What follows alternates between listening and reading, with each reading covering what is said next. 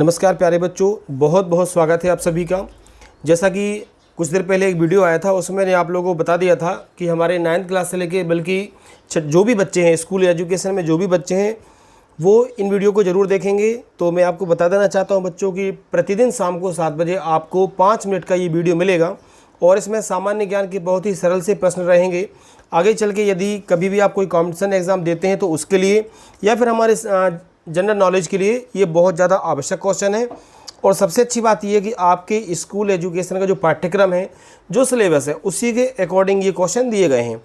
ठीक है बच्चों, तो आइए हम शुरू करते हैं। हमारे जो आज के 10 क्वेश्चन हैं वो कौन कौन से यहाँ पर आने वाले हैं तो देखेंगे बच्चों आप लोग कि पहला क्वेश्चन है कि आवर्त सारणी का पहला तत्व कौन सा है। तो 9th क्लास के हमारे सिलेबस में साइंस में आप देखेंगे कि आवर्त सारणी दी हुई है, तो 9th 10th में भी आपके लिए हेल्पफुल होने वाली है। साथ में जो बच्चे साइंस लेते हैं उनके लिए भी काफ़ी हेल्पफुल ये होती है।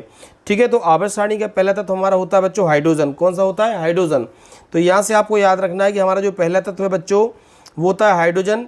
यदि आपको याद रखना है और डिटेल में आप पढ़ने चाहते हो तो हाइड्रोजन के बारे में मैं आपको बता दूं कि हाइड्रोजन एक ऐसा तत्व है जो पूरे ब्रह्मांड में सबसे ज़्यादा लाइट वेट होता है, सबसे ज़्यादा हल्का तत्व होता है। तो आप यहाँ से याद रख सकते हो बच्चों कि ब्रह्मांड का सबसे हल्का तत्व कौन सा है, लाइट वेटेड हमारा, वो है हाइड्रोजन।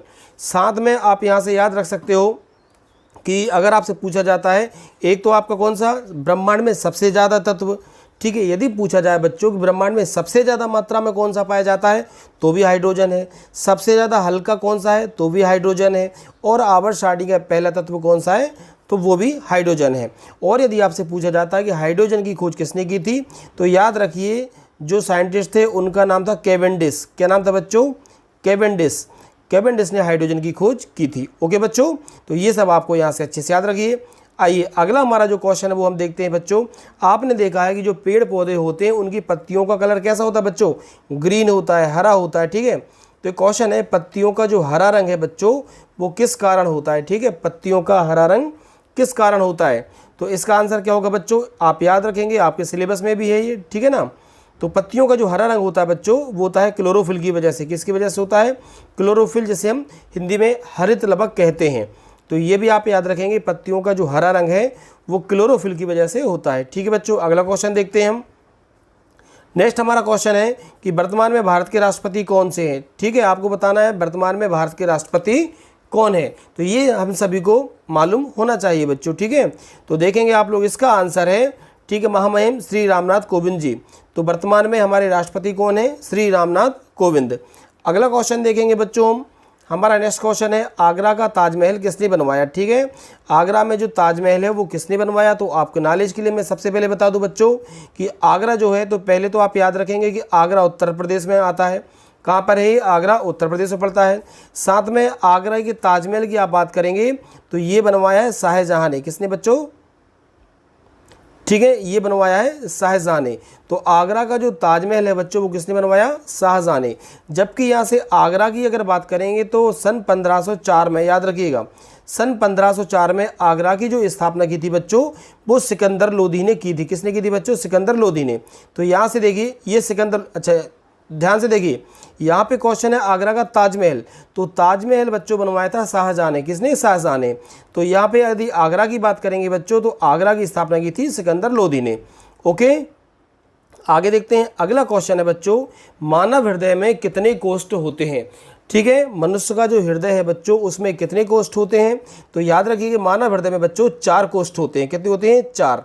यहाँ से आप देख सकते हैं मानव हृदय में बच्चों कितने कोष्ठ होते हैं, इसमें 4 कोष्ठ होते हैं, आप याद रखेंगे।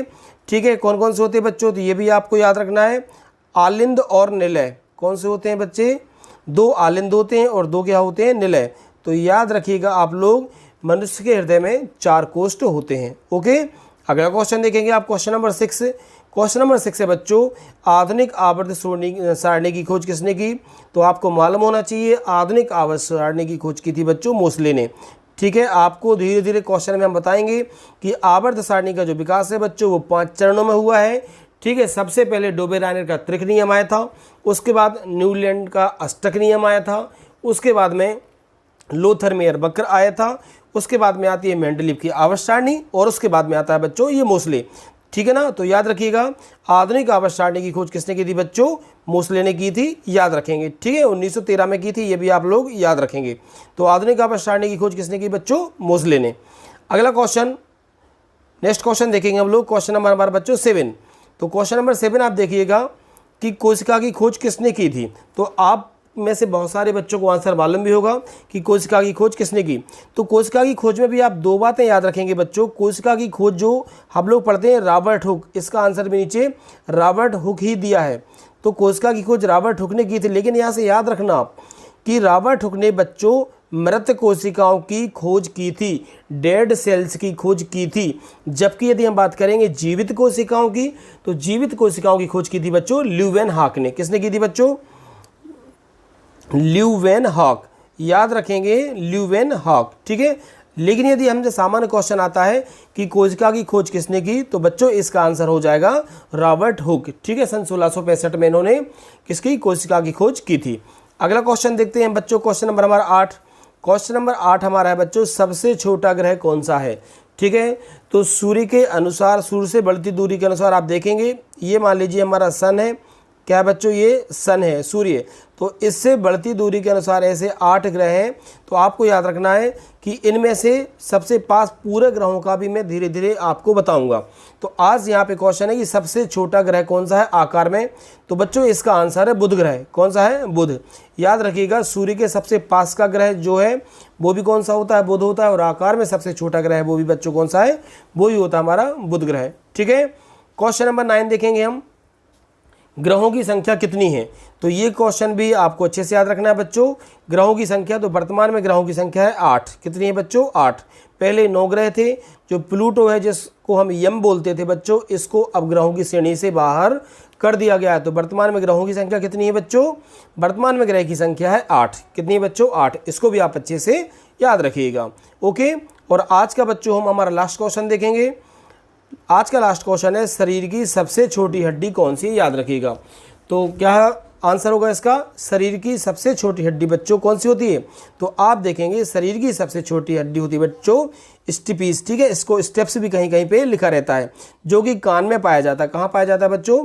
कान में पाया जाता है। तो इसको आप लोग याद रखिए, कहाँ पाई जाती है? ये कान में पाई जाती है। जबकि यदि सबसे बड़ी हड्डी की बात की जाए तो वो हमारी थाई में होती है, जांग में होती है, जिसका नाम है फीमर। ठीक है बच्चों, तो ये हमारे आज के क्वेश्चन थे। उम्मीद है आपको मेरा ये प्रयास बहुत ज़्यादा पसंद आएगा। प्रतिदिन आपको 10 से लेकर 20 क्वेश्चन में यहाँ पर लेकर आऊँगा, जो कि आपके सामान्य ज्ञान को बहुत ज़्यादा स्ट्रॉन्ग करेंगे, बहुत ज़्यादा मजबूत करेंगे। ओके बच्चों, यदि आपको वीडियो अच्छा लगा हो तो वीडियो को ज़्यादा से ज़्यादा लाइक कीजिए, कमेंट कीजिए। साथ में ही जिन स्टूडेंट्स ने यदि चैनल को सब्सक्राइब नहीं किया, जो पहली बार मेरे वीडियो चैनल पर आए हैं, वो इस चैनल को जरूर सब्सक्राइब करिए। ठीक, थैंक यू बच्चों।